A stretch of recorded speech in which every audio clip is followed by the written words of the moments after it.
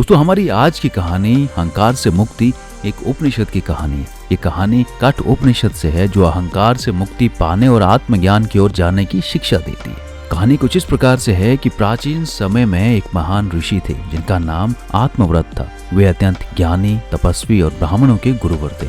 एक दिन उनके पास एक युवा ब्राह्मण शिष्य आया। वह शिष्य बहुत ही गर्वित और अहंकारी था। उसने ऋषि से कहा, गुरुजी, मैं सब कुछ जानता हूँ, मुझे किसी से कुछ सीखने की आवश्यकता नहीं है। मैं एक ब्राह्मण हूँ और मैं समृद्धि और सम्मान से भरा हुआ हूँ। आप मुझे और क्या सिखा सकते हैं? ऋषि ने शांति पूर्वक उस शिष्य को देखा और कहा, तुमने सही कहा कि तुम समृद्ध और सम्मानित हो, लेकिन क्या तुम जानना चाहते हो कि असली समृद्धि और सम्मान कहाँ से आता है? शिष्य ने गर्व से उत्तर दिया, मैं पहले ही जानता हूँ कि समृद्धि और सम्मान का स्रोत मेरी विद्या और मेरे परिवार का सम्मान है।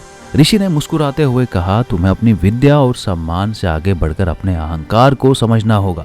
तुम जो समझते हो कि तुम जानते हो, वह केवल तुम्हारा अहंकार है। सच्चा ज्ञान तब प्राप्त होता है जब अहंकार को शांत किया जाता है। जब तक तुम अपने अहंकार से जुड़े रहोगे, तब तक तुम जीवन का असली सत्य नहीं देख सकोगे। तब ऋषि ने उस शिष्य को एक विशेष ध्यान और साधना का तरीका बताया। उन्होंने उसे शांति पूर्वक ध्यान करने के लिए कहा और उसे यह समझाया कि आत्मा और ब्रह्मा का असली ज्ञान केवल तब प्राप्त होता है जब हम अपने अहंकार को पूरी तरह से त्याग देते हैं। शिष्य को ये समझाने के लिए ऋषि ने एक उदाहरण दिया। कल्पना करो कि तुम एक विशाल समुद्र के बीच में एक नाव में हो।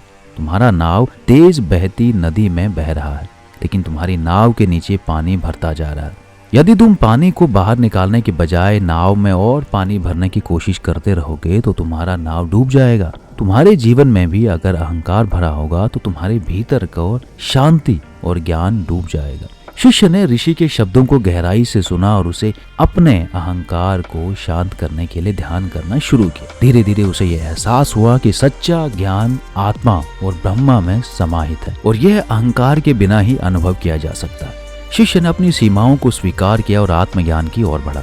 कुछ महीनों के बाद शिष्य ने ऋषि से आकर कहा, गुरुजी, अब मुझे समझ में आया कि अहंकार से मुक्ति ही असली ज्ञान की कुंजी है। जब मैंने अपने अहंकार को छोड़ दिया, तब मैंने पाया कि जीवन का असली उद्देश्य आत्मा के साथ एक आत्मा में है, ना कि बाहरी शो ऑफ में।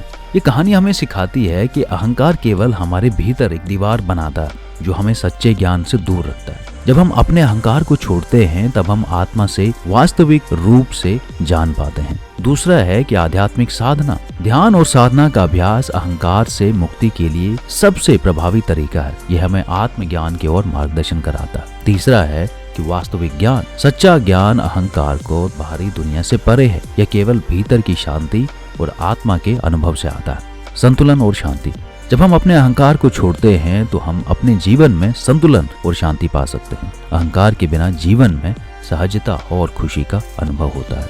इस कहानी का अंत में संदेश यही होगा कि अहंकार से मुक्ति ही सच्चे आत्मज्ञान और शांति की ओर मार्गदर्शन करती है। जीवन का असली उद्देश्य बाहरी शो ऑफ और सम्मान में नहीं, बल्कि आत्मा की शांति में है।